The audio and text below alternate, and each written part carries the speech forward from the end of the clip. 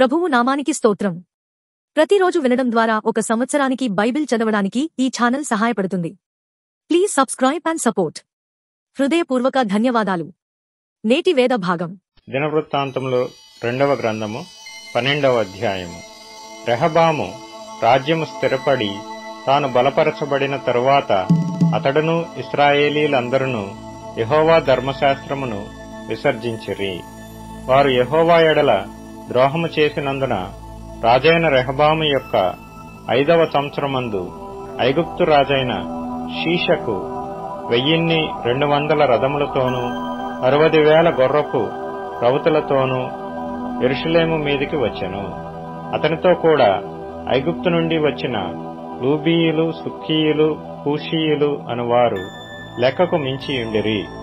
అతడు యూదాకు సమీపమైన ప్రాకారపురములను పట్టుకొని యెరూషలేము వరకు రాగా, ప్రవక్త అయిన షెమయా రెహబామునొద్దకును షీషకునకును భయపడి యెరూషలేమునకు వచ్చి కూడియున్న యూదావారి అధిపతుల యొద్దకును వచ్చి, మీరు నన్ను విసర్జించితిరి గనుక నేను మిమ్మును షీషకు చేతిలో పడనిచ్చియున్నానని యెహోవా సెలవిచ్చుచున్నాడని చెప్పెను. అప్పుడు ఇశ్రాయేలీల అధిపతులను రాజును తమను తాము తగ్గించుకొని యెహోవా న్యాయస్థుడని ఒప్పుకొనిరి. వారు తమను తాము తగ్గించుకొనుట యెహోవా చూచెను గనుక యెహోవా వాక్కు షెమయాకు ప్రత్యక్షమై ఈలాగు సెలవిచ్చెను. వారు తమను తాము తగ్గించుకొనిరి గనుక నేను వారిని నాశనము చేయక షీషకు ద్వారా నా ఉగ్రతను యెరూషలేము మీద కుమ్మరించక త్వరలోనే వారికి రక్షణ దయచేసెదను.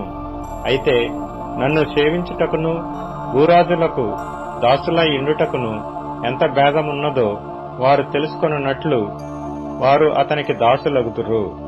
ఐగుప్తు రాజైన షీషకు యెరూషలేము మీదకి వచ్చి యెహోవా మందిరపు బొక్కసములన్నిటినీ రాజనగరులోని బొక్కసములన్నిటినీ దోచుకొని సొలొమోను చేయించిన బంగారపు డాళ్లను తీసుకొని పోయెను. వాటికి బదులుగా రాజైన రెహబాము ఇత్తడి డాళ్లను చేయించి వాటిని రాజనగరు యొక్క ద్వారమును హాయి సేవకుల యొక్క అధిపతులకు అప్పగించెను.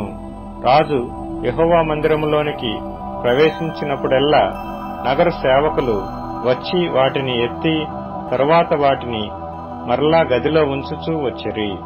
అతడు తను తాను తగ్గించుకొనినందున యెహోవా అతని బొత్తిగా నిర్మూలము చేయక యూదావారు కొంతమట్టుకు మంచితనమును అనుసరించుట చూచి తన కోపము అతని మీద నుండి త్రిప్పుకొనెను. రాజైన రెహబాము యెరూషలేమునందు స్థిరపడి ఏలుబడి చేసెను. రెహబాము ఏలనారంభించినప్పుడు 41 సంవత్సరముల ఈడు గలవాడై ఉండెను.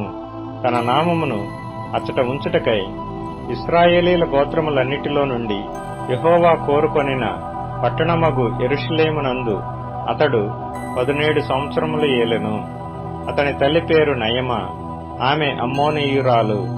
అతడు తన మనస్సు యెహోవాను వెదుకుట యందు నిలుపుకొనక చెడు క్రియలు చేసెను. రెహబాము చేసిన కార్యములన్నిటినీ గూర్చియు షెమయా రచించిన గ్రంథమందును దీర్ఘదర్శి అయిన ఇద్దో రచించిన వంశావళి యందును వ్రాయబడి ఉన్నది. రెహబామునకును యెరోబామునకును యుద్ధము ఎడతెగక జరిగెను. రెహబాము తన పితరులతో కూడా నిద్రించి దావీదు పట్టణమందు పాతిపెట్టబడెను. అతని కుమారుడైన అబీయా అతనికి బదులుగా రాజాయెను. దినవృత్తాంతములు 2వ గ్రంథము 13వ అధ్యాయం.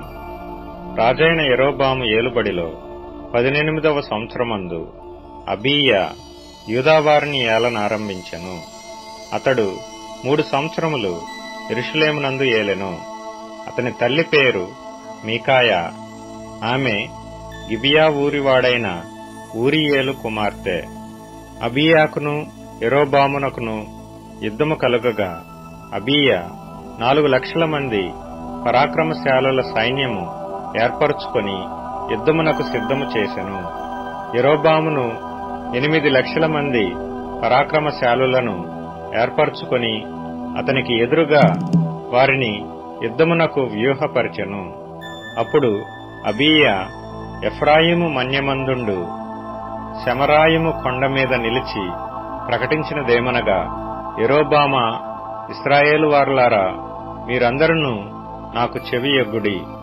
ఇశ్రాయేలు రాజ్యమును ఎల్లప్పుడూ ఏలునట్లుగా ఇశ్రాయేలీల దేవుడైన యెహోవా దావీదుతోనూ అతని సంతతి వారితోనూ భంగము కాజాలని నిబంధన చేసి దానిని వారికిచ్చినని మీరు తెలుసుకొందురు గదా. అయినను దావీదు కుమారుడైన సొలొమోనుకు దాసుడును నెబాతు కుమారుడునగు యెరోబాము పనికిమాలిన దుష్టులతో కలిసి లేచి తన యజమానుని మీద తిరుగుబాటు చేసెను. సొలొమోను కుమారుడైన రెహబాము ఇంకనూ బాల్యదశలో నుండి ధైర్యము లేనివాడై వారిని ఎదిరించుటకు తగిన శక్తి లేకున్నప్పుడు వారు అతనితో యుద్ధము చేయుటకు సిద్ధమైరి. ఇప్పుడు దావీదు సంతతి వారి వశముననున్న యెహోవా రాజ్యముతో మీరు యుద్ధము చేయ తెగించెదమని తలంచుచున్నారు. మీరు గొప్ప సైన్యముగా ఉన్నారు. యెరోబాము మీకు దేవతలుగా చేయించిన బంగారు దూడలను మీ యొద్ద ఉన్నవి. మీరు అహరోను సంతతి వారైన యెహోవా యాజకులను లేవీయులను త్రోసివేసి అన్యదేశముల జనులు చేయునట్లు మీ కొరకు యాజకులను నియమించుకొంటిరి గదా. ఒక కోడితోనూ 7 గొర్రె పొట్టేళ్లతోనూ తన్ను ప్రతిష్ఠించుటకై వచ్చు ప్రతివాడు దైవములు కాని వాటికి యాజకుడగుచున్నాడు. అయితే యెహోవా మాకు దేవుడైయున్నాడు, మేము ఆయనను విసర్జించిన వారము కాము. అహరోను సంతతి వారు యెహోవాకు సేవ చేయు యాజకులై ఉన్నారు. లేవీయులు చేయవలసిన పనులను లేవీయులే చేయుచున్నారు. వారు ఉదయాస్తమయముల యందు యెహోవాకు దహన బలులు అర్పించుచు సుగంధ ద్రవ్యములతో ధూపము వేయుచు పవిత్రమైన బల్ల మీద సన్నిధి రొట్టెలు ఉంచుచు బంగారు దీపస్తంభమును ప్రమిదలను ప్రతి సాయంత్రము ముట్టించుచూ వచ్చుచున్నారు. మేము మా దేవుడైన యెహోవా ఏర్పరిచిన విధిని బట్టి సమస్తము జరిగించుచున్నాము గాని మీరు ఆయనను విసర్జించిన వారైతిరి. ఆలోచించుడి, దేవుడే మాకు తోడై మాకు అధిపతిగానున్నాడు. మీ మీద ఆర్భాటము చేయుటకై బోర్లు పట్టుకొని ఊదునట్టి ఆయన యాజకులు మా పక్షమున ఉన్నారు. ఇశ్రాయేలు వారలారా, మీ పితరుల దేవుడైన యెహోవాతో యుద్ధము చేయకుడి, చేసినను మీరు జయమొందరు. యెరోబాము వారి వెనుకటి భాగమందు మాటుగాండ్రను కొందరిని ఉంచి సైన్యము యూదావారికి ముందును మాటుగాండ్ర వారికి వెనుకను ఉండునట్లు చేసెను. యూదావారు తిరిగి చూచి యోధులు తమకు ముందును వెనుకను ఉన్నట్టు తెలుసుకొని యెహోవాకు ప్రార్థన చేసిరి. యాజకులను బోర్లు ఊదిరి. అప్పుడు యూదావారు ఆర్భటించిరి. యూదావారు ఆర్భటించినప్పుడు యెరోబామును ఇశ్రాయేలు వారందరూ అబీయా ఎదుటను యూదావారి ఎదుటను నిలవలేకుండునట్లు దేవుడు వారిని మొత్తినందున ఇశ్రాయేలు వారు యూదావారి ఎదుట నుండి పారిపోయిరి. దేవుడు వారిని యూదావారి చేతికి అప్పగించినందున అబీయాయును అతని జనులను వారిని ఘోరముగా సంహరించిరి. ఇశ్రాయేలు వారిలో 5 లక్షల మంది పరాక్రమశాలులు హతులైరి. ఈ ప్రకారము ఇశ్రాయేలు వారు ఆ కాలమందు తగ్గింపబడిరి గాని యూదావారు తమ పితరుల దేవుడైన యెహోవాను ఆశ్రయించిన హేతువు చేత జయముందిరి. అబీయా యెరోబామును తరిమి బేతేలును దాని గ్రామములను, యెషానాను దాని గ్రామములను, ఎఫ్రోనును దాని గ్రామములను పట్టుకొనెను. అబీయా బ్రతికిన కాలమున యెరోబాము మరలా బలము పొందలేదు. యెహోవా అతని మొత్తినందున అతడు మరణమొందెను.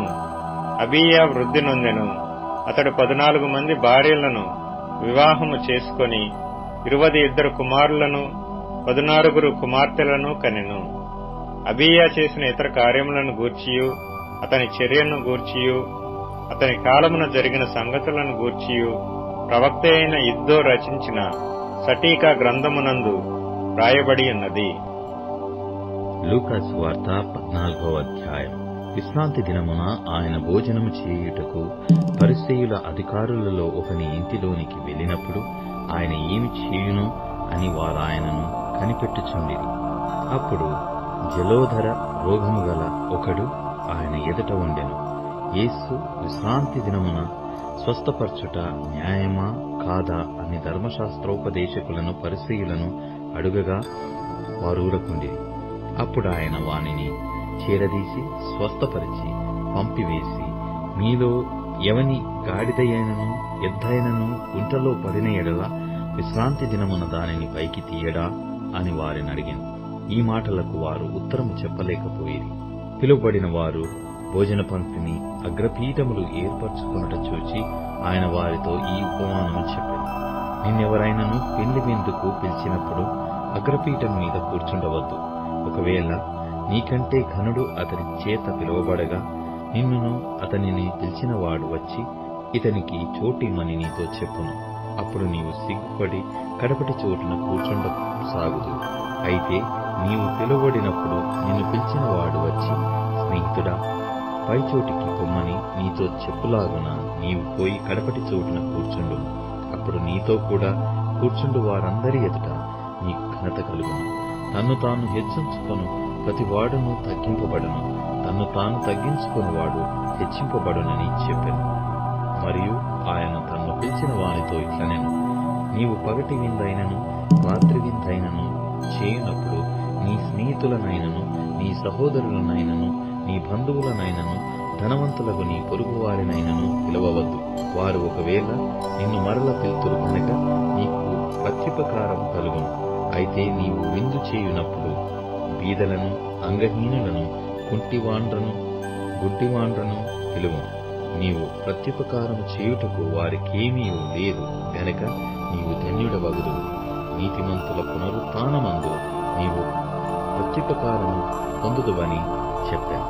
ఆయనతో కూడా భోజన పంక్తిని కూర్చుండిన వారిలో ఒకడు ఈ మాటలు విని, దేవుని రాజ్యంలో భోజనము చేయువాడు ధన్యుడని ఆయనతో చెప్పగా, ఆయన అతనితో ఇట్లనెను, ఒక మనుష్యుడు గొప్ప విందు చేయించి అనేకులను పిలిచెను.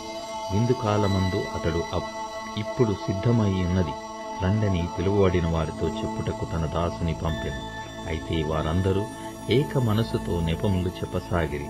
మొదటివాడు, నేనొక పొలము కొని ఉన్నాను, అవశ్యముగా వెళ్లి దాన్ని చూడవలెను, నన్ను క్షమింపవలెనని నిన్ను వేడుకొనుచున్నానని. మరి ఒకడు, నేను 5 జతల ఎడ్లను కొనియున్నాను, వాటిని పరీక్షింప వెళ్ళుచున్నాను, నన్ను క్షమింపవలెనని వేడుకొనుచున్నానని.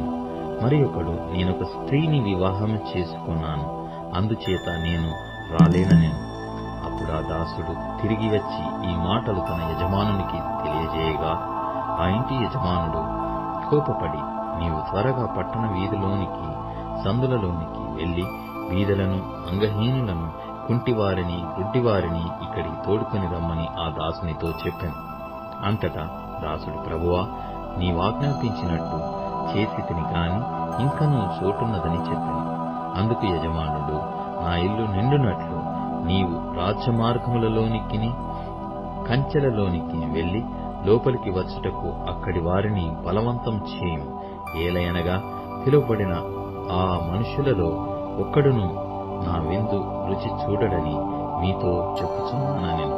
బహుజన సమూహములు ఆయనతో కూడా వెళ్ళుచున్నప్పుడు ఆయన వారి తట్టు తిరిగి, ఎవడైనను నా యొద్దకు వచ్చి తన తండ్రిని, తల్లిని, భార్యను, పిల్లలను, అన్నదమ్ములను, అక్కచెల్లెండ్లను, తన ప్రాణమును సహా ద్వేషింపకుంటే వాడు నా శిష్యుడు కానేరడు.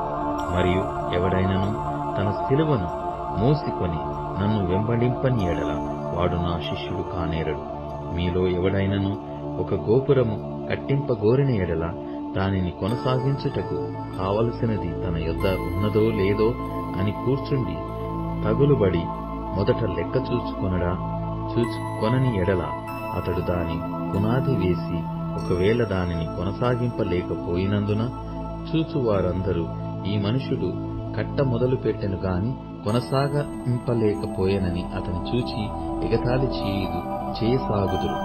మరియు ఏ రాజైనను మరియొక రాజుతో యుద్ధము చేయబోనప్పుడు తన మీదికి 20,000 మందితో వచ్చువానిని 10,000 మందితో ఎదిరింప శక్తి తనకు కలదో లేదో అని కూర్చుండి మొదట ఆలోచింపడా?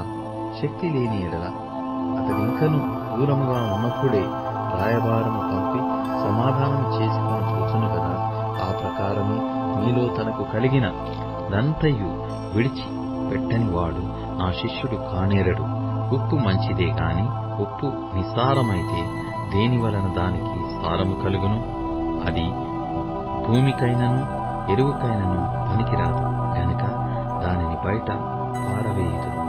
వినుటకు చెవులు గలవాడు వినుగాక అని వారితో చెప్పాను.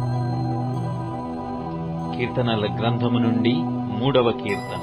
యెహోవా, నన్ను బాధించువారు ఎంతో విస్తరించియున్నారు. నా మీదికి లేచువారు అనేకులు. దేవుని వలన అతనికి రక్షణ ఏమీయూ దొరకదని నన్ను గూర్చి చెప్పువారు అనేకులు. యెహోవా, నీవే నాకు కేడెముగాను, నీవే నాకు అతిశయాస్పదముగాను, నా తల ఎత్తువాడవుగాను ఉన్నావు. ఎలుగెత్తి నేను యెహోవాకు మెరపెట్టునప్పుడు ఆయన తన పరిశుద్ధ పర్వతము నుండి నాకు ఉత్తరమిచ్చును. యెహోవా నాకు ఆధారము కావున నేను పండుకొని నిద్రపోయి మేలుకొందును. 10,000 మంది దండెత్తి నా మీదికి వచ్చి మోహరించినను నేను భయపడను. యెహోవా, లెమ్ము. నా దేవా, నన్ను రక్షింపుము. నా శత్రువులనందరినీ దవడ ఎముక మీద కొట్టువాడవు నీవే. దుష్టుల పళ్ళు విరగగొట్టువాడవు నీవే. రక్షణ యెహోవాది. నీ ప్రజల మీదికి నీ ఆశీర్వాదము వచ్చునుగాక.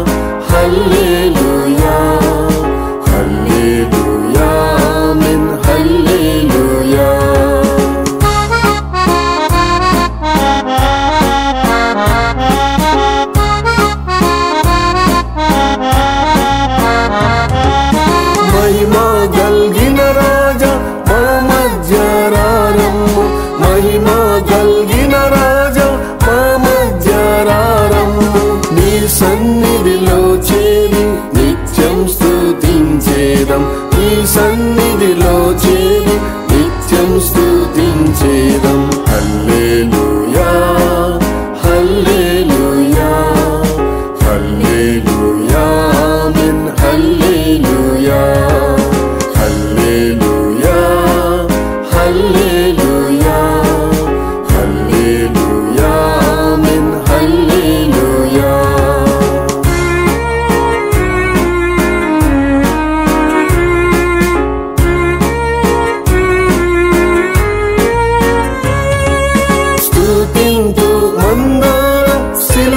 చెంతను చేరి స్తుతింతు మందరం, సిలువ చెంతను చేరి పరలోక మహిమతో ప్రభువా నింపుము మమ్ము. పరలోక మహిమతో ప్రభువా నింపుము మమ్ము.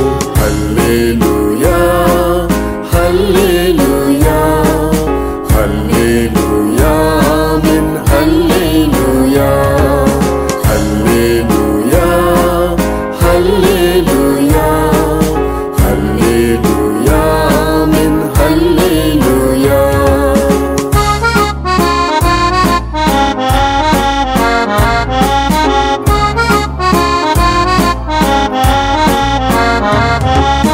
ఆశ్రయ దుర్గము ఆత్మస్వరూపుడా, ఆశ్రయ దుర్గము ఆత్మస్వరూపుడా, నీతో జీవించుటయే మా భాగ్యమే కదా.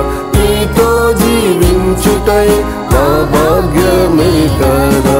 హల్లెలూయా, హల్లెలూయా, హల్లెలూయా, ఆమేన్. హల్లెలూయా, హల్లెలూయా, హల్లెలూయా, హల్లెలూయా, ఆమేన్. హల్లెలూయా.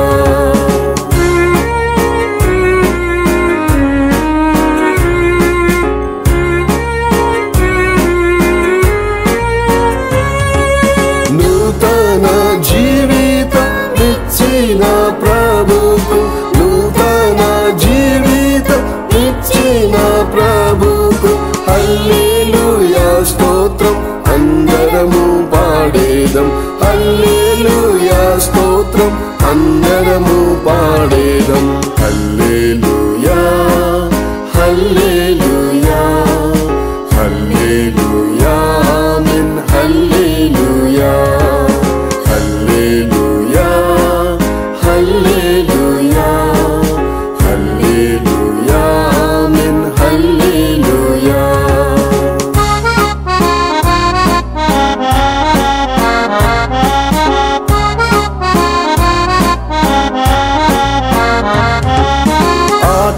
ఆత్మనాదామిమ్ము అనుసరించి మేము, ఆత్మనాదామిమ్ము అనుసరించి మేము, ఆత్మ శరీరము జీవము నిచ్చేదం, ఆత్మ శరీరము జీవము నిచ్చేదం.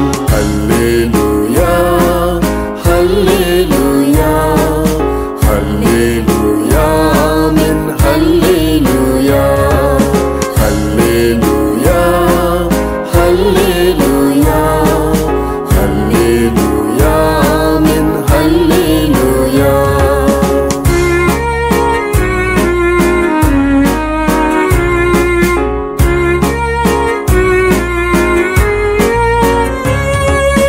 హల్లెలూయా శబ్దం ఆనంద శబ్దమే, హల్లెలూయా శబ్దం ఆనంద శబ్దమే, ఆనందం ఆనందం మహా ఆనందమే, ఆనందం ఆనందం మహా ఆనందమే.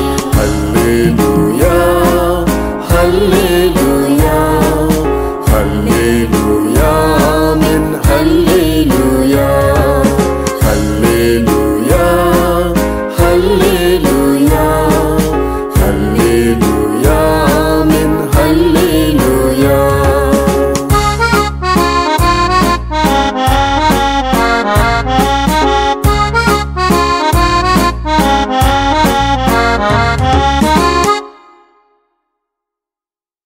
ఇప్పుడు tune in, Spotify, Amazon music మరియు యూట్యూబ్ మ్యూజిక్ లో కూడా అందుబాటులో ఉంది. Please follow us.